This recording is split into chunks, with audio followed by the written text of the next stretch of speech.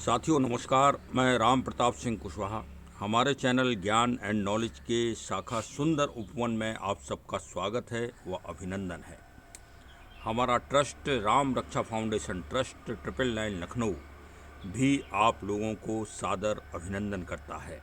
आज अंग्रेजी कैलेंडर के माध्यम से आज 31 दिसंबर 2024 है। इसका अर्थ ये है कि वर्ष 2024 कालातीत होता जा रहा है।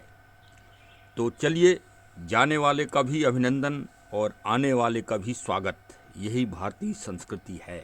सत्य तो यह है कि या ना तो आत्मा कभी खत्म होती है और ना प्रकृति का ये संचालन कभी खत्म होता है। ये प्रकृति का संचालन है।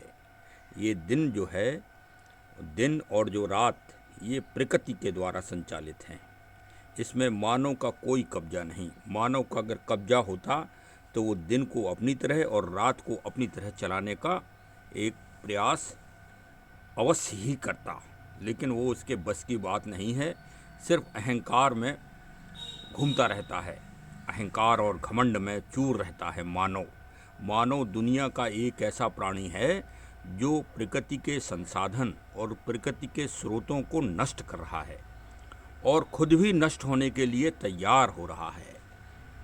बकाया दुनिया की जो 84 लाख जीव हैं, उसमें आप किसी भी जीव को उठा लें, वो प्रकृति का संरक्षण व संवर्धन करते ही हैं।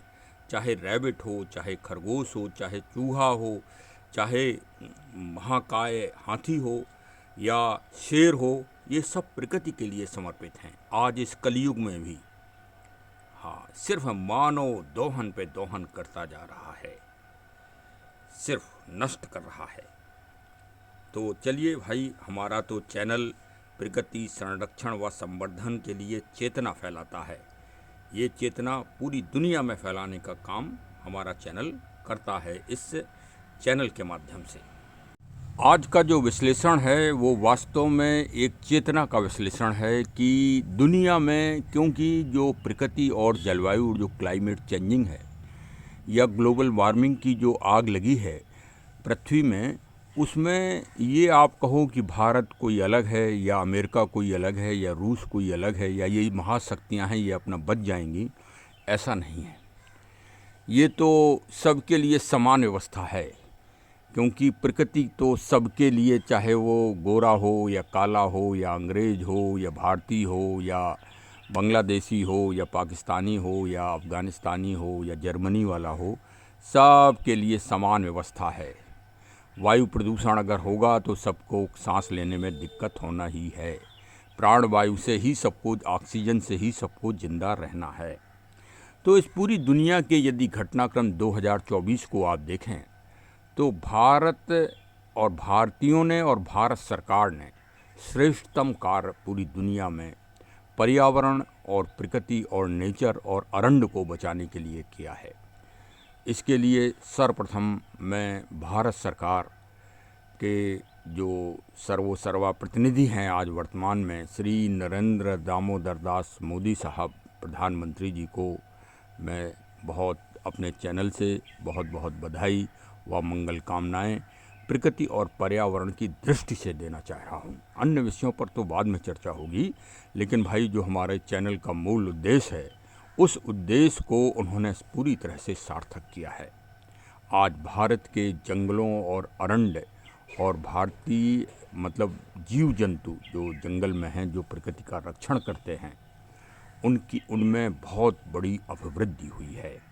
साथ ही माननीय प्रधानमंत्री जी ने 2015 में ही पेरिस शिखर सम्मेलन जो पर्यावरण और नेचर के लिए हुआ था, जिसमें विकसित राष्ट्रों ने, विशेषकर अमेरिका और जो आगे 20 जनवरी को वहाँ के राष्ट्रपति बनेंगे ट्रंप जी, दुनिया खुश है, लेकिन हम उस दिन से चिंतित हैं क्योंकि उन्होंने प्रकृति संरक्षण व संवर्धन के लिए जो पैसा आवंटित होना था पेरिस सम्मेलन में, उसके लिए उन्होंने हाथ खड़े कर दिए थे।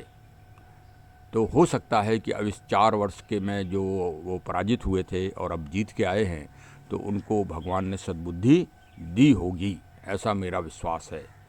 और इससे जो है जो विश्व स्तरीय योजना है पर्यावरण और प्रकृति और जलवायु को बचाने के लिए, उनका संरक्षण व संवर्धन होगा।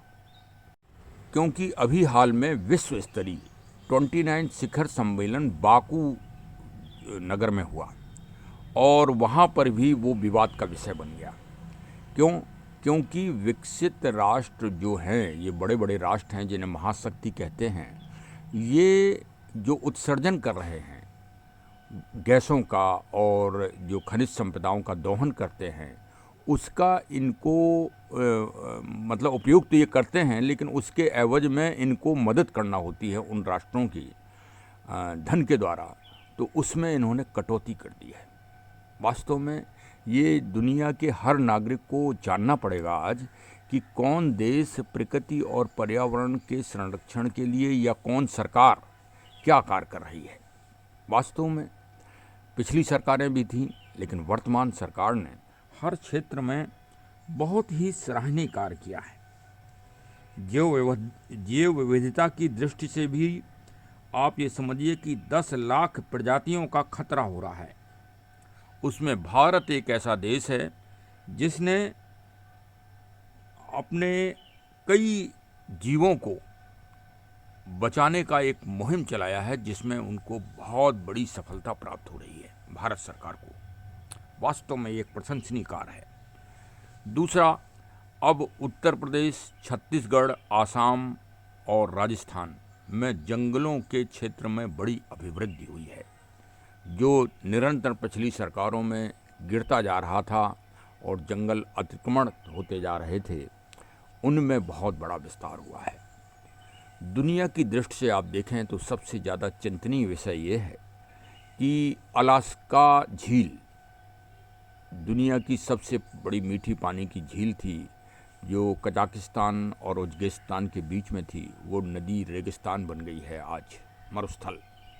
तो अगर आपने इन पाश्चात्य विचारकों और पाश्चात्य वैज्ञानिकों और पाश्चात्य पर्यावरणों के ऊपर दुनिया को छोड़ा, तो आप वो दिन दूर नहीं जब त्राहि त्राहि पूरी दुनिया में हो जाएगी। आज अमेजन नदी दुनिया की सबसे बड़ी नदी, जिसमें अपार झील होता है, और जो वहाँ के जंगल ऑक्सीजन के चैम्बर माने जाते हैं, वो जंगल भी सूख रहे हैं और वो नदी भी सूख रही है, अमेजन नदी। वास्तव में ये दुनिया के लिए चिंतनीय विषय है। मैं तो भारत सरकार के पर्यावरण मंत्री और विदेश मंत्री तथा भारत सरकार के प्रधानमंत्री और उत्तर प्रदेश के मुख्यमंत्री जी से अनुरोध करूंगा कि मेरे इस विवरण को रखते हुए वो उन सरकारों को हमारी तरफ से पर्यावरण विरुद्ध समाज सेवी के रूप में एक लेटर अवश्य अपनी तरफ से लिखें भारत सरकार की तरफ से, कि भारतीय लोग चिंतित हैं कि अमेजन नदी क्यों सूख रही है। जगह व जगह विरोध करें, भारत का विरोध वहाँ दर्ज होना चाहिए भारतीयों का। जिस तरह से नई चेतना है, जिस तरह से अभी तक वो भारतीयों को तो दबाते आए, हमें उपदेश देते आए, हमें नागा और साधु और वो कहते आए, जो अपार संस्कृति सतयुग काल से चली आ रही है। अभी आप प्रयागराज कुंभ में देखेंगे, बताइए, दुनिया, पूरी दुनिया वहाँ इकट्ठी होगी। ओहो, कई देश वहाँ समा जाएंगे। इतना बड़ा आयोजन होने जा रहा है। किसके लिए? प्रकृति के ज्ञान के लिए, प्रकृति की नॉलेज के लिए, प्रकृति की महानता को सिद्ध करने के लिए ये कुंभ लगने जा रहा है। चलिए हम सब भारतीय स्वागत करेंगे प्रकृति का। हाँ, वो प्राकृतिक घटना है। दुनिया माने या ना माने, समुद्र मंथन दुनिया की सबसे बड़ी वैज्ञानिक घटना है और जिसको हम सब भारतीय साकार करते हैं। कुंभ में जहाँ संगम है, गंगा माता, यमुना माता और सरस्वती माता जी का संगम पूरी दुनिया की अद्भुत विरासत और अद्भुत धरोहर है। फिलहाल हम 2024 की बात करते हैं तो कोयले का आप ये समझिए कि 60% वृद्धि हो रही है।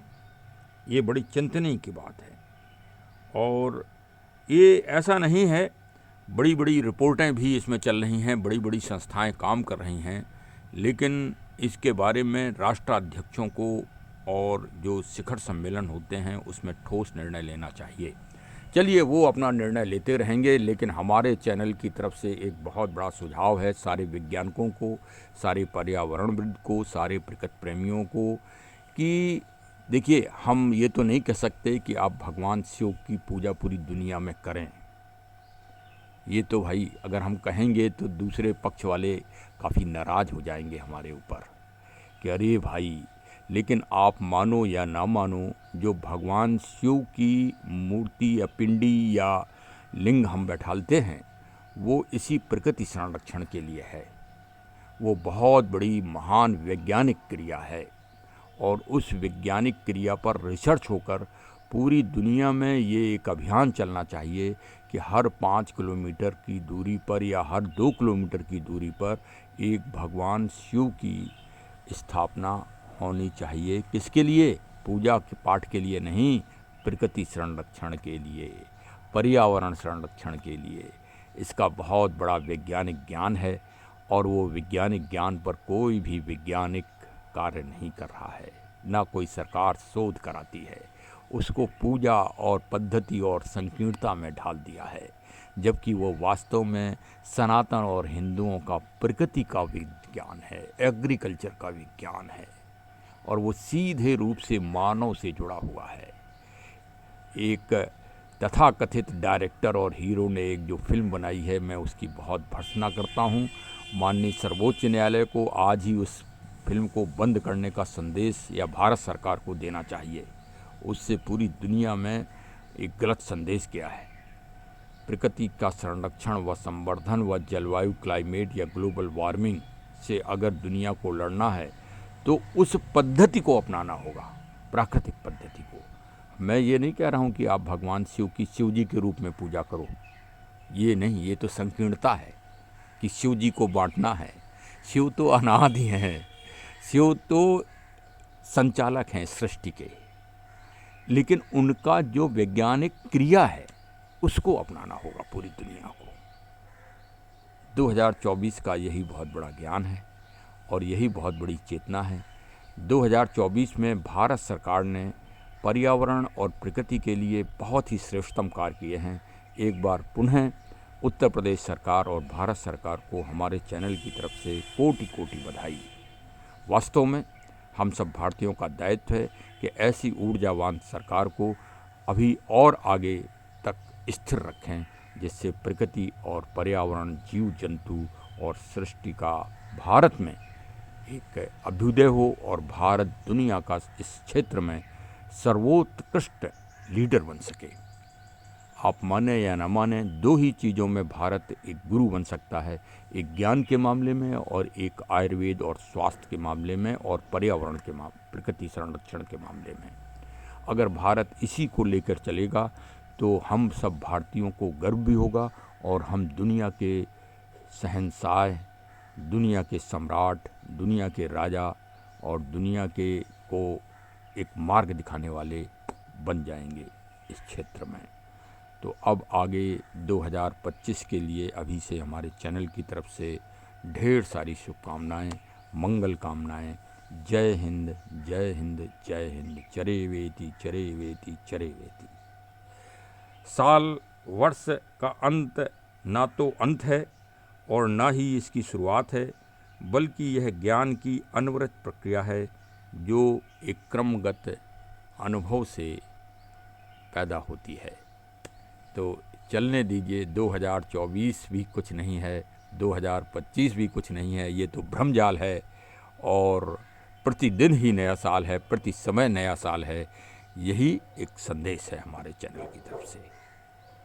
जय हिंद। एक पौधा अगर आपने न लगाया हो 2024 में तो आज का दिन है, अवश्य लगा लीजिए, और नहीं तो नए साल में 2025 में तो लगाना ही है।